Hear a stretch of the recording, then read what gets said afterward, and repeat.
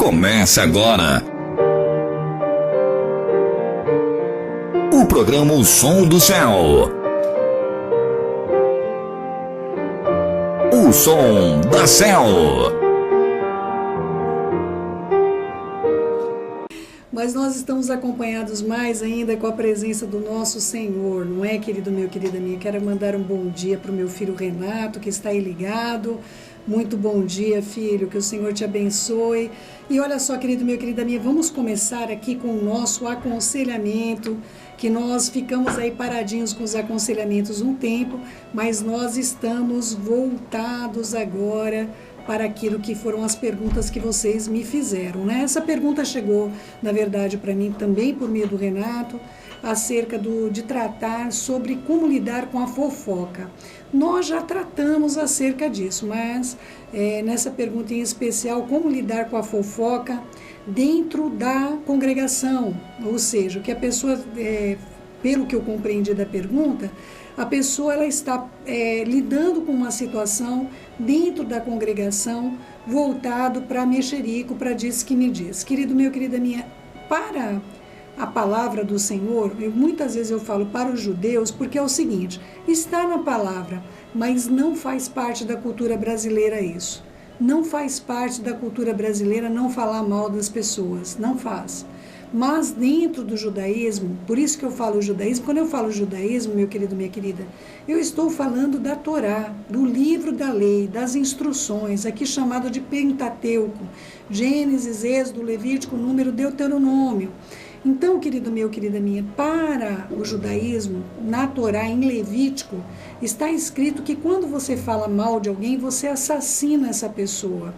Vamos ler juntos? Vamos lá? Levítico 19:16. Não andarás com mexeriqueiro entre teu povo, não te porás contra o sangue do teu próximo, eu sou o Senhor. Sim, meu querido, falar mal, você está destruindo a vida de alguém. Quando você destrói a reputação de uma pessoa, você está destruindo a vida de uma pessoa.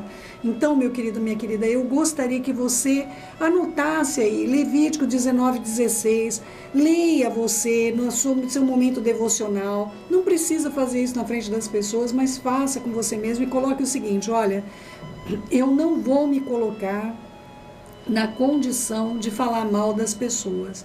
Muitas vezes, meus queridos, nós atravessamos até momentos dentro da família, momentos onde nós somos realmente provocados, onde nos trazem informações que fazem com que exerçamos julgamento. Eu mesmo atravessei uma situação bastante complexa aí, nesses últimos dias, tudo por conta de mal entendido. Então, meu querido e minha querida, nós precisamos saber que se nós não amarmos, se nós não tivermos o vínculo da perfeição nas nossas vidas, muitas coisas serão realmente colocadas de uma maneira indevida, de uma maneira imprópria.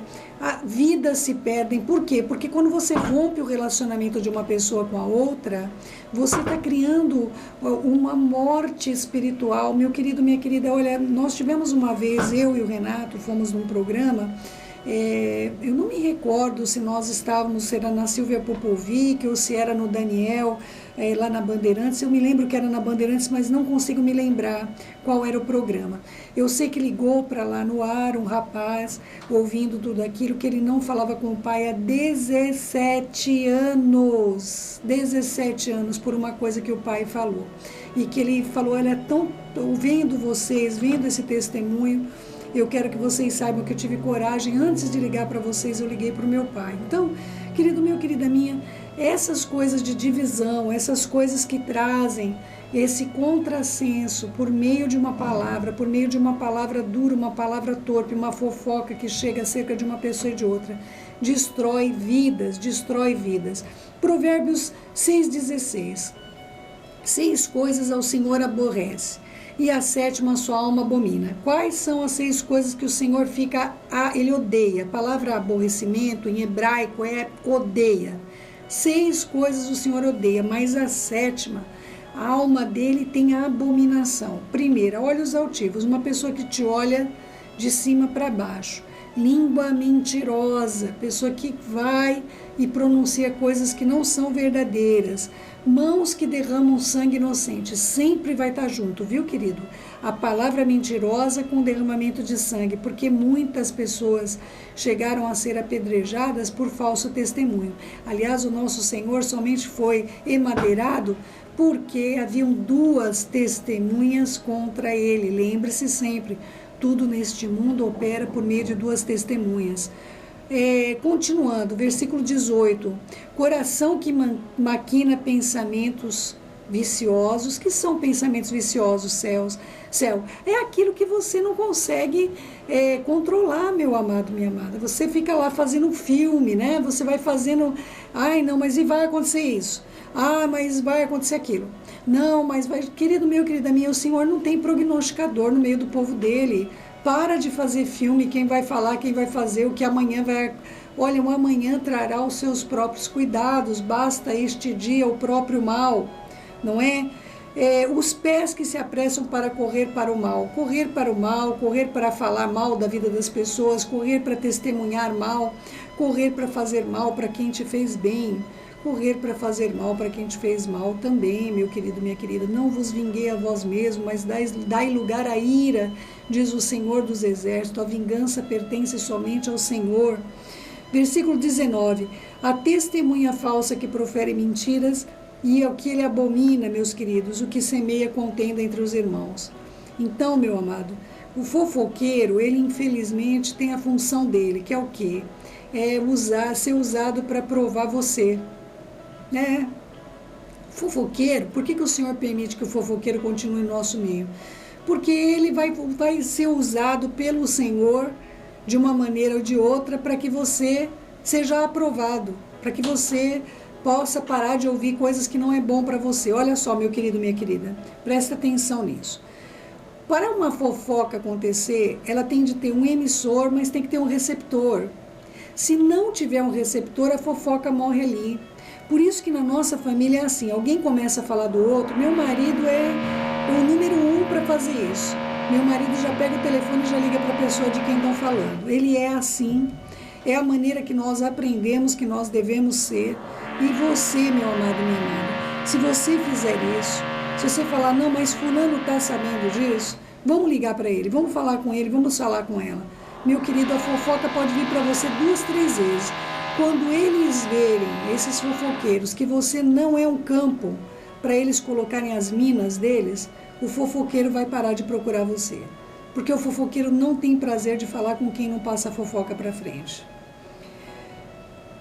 Um que fala e outro que ouve. Vamos lá? 1 Coríntios 15, 33. Não vos enganeis, as más conversações corrompem os bons costumes. Meu querido, minha querida, cuidado com o que você ouve. Ligou lá, olha, aqui a dona Doquinha, tô ligando para você para pedir oração sobre fulano, sabe o que está acontecendo na vida dele? Meu amigo, meu amado, minha irmã e minha querida amiga, não deem ouvido para pessoas que gostam de falar da vida dos outros. Por favor, tome isso como preceito sobre a sua vida, tome isso como um conceito do próprio Eterno, que deseja o bem para você e que você colha o bem.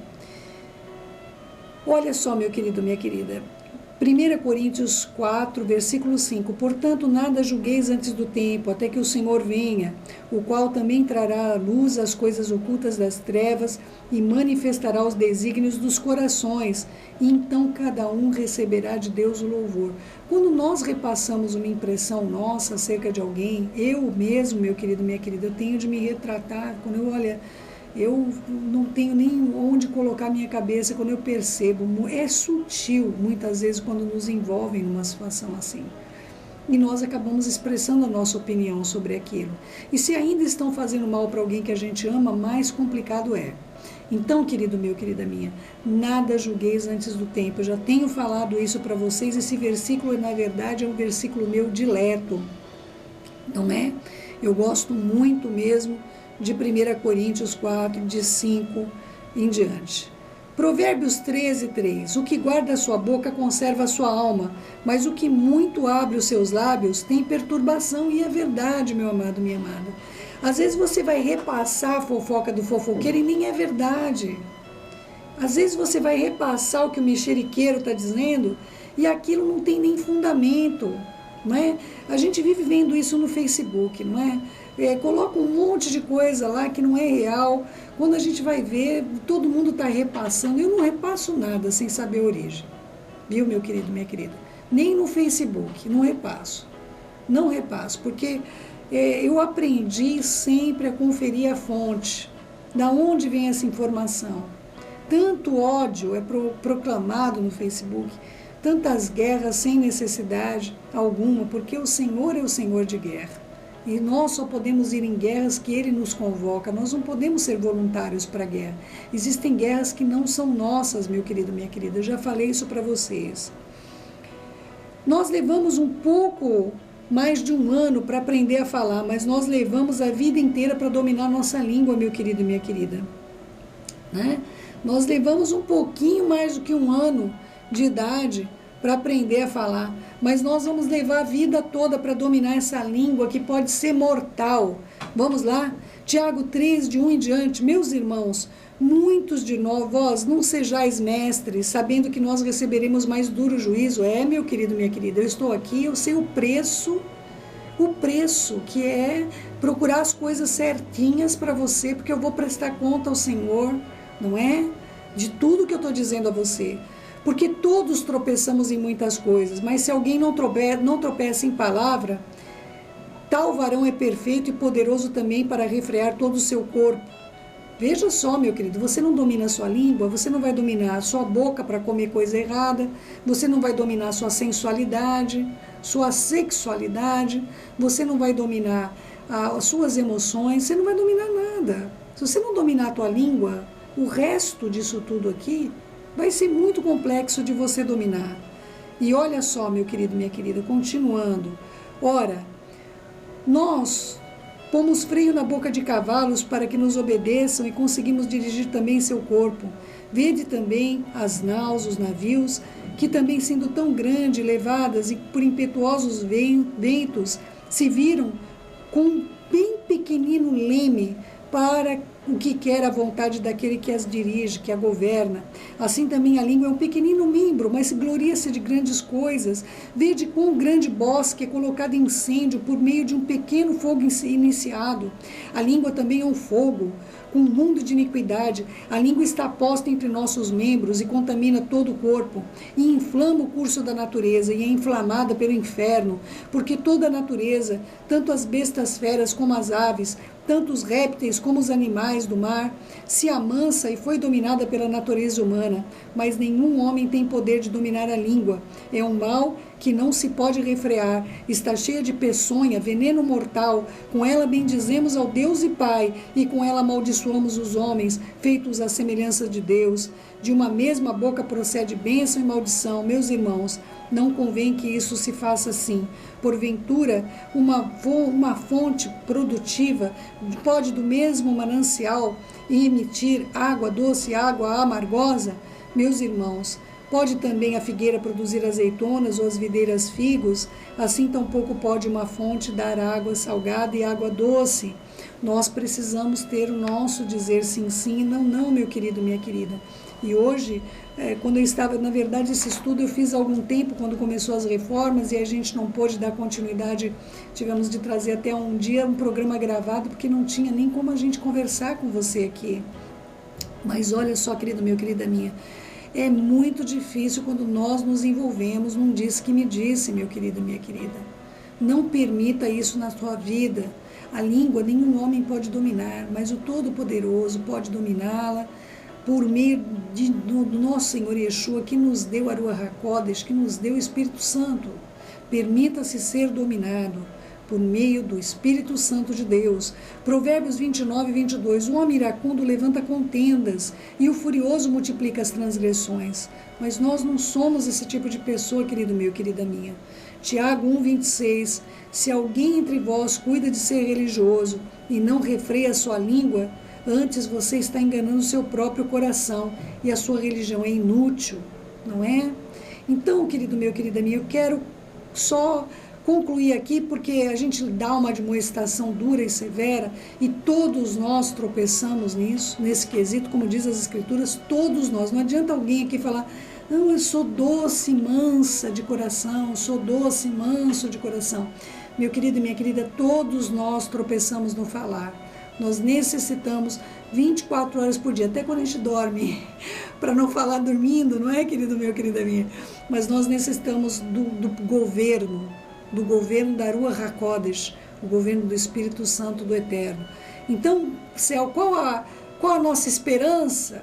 Nossa esperança é a mesma que Shayahu, o grande profeta Isaías, deixou para a gente, Isaías 6, versículo 5.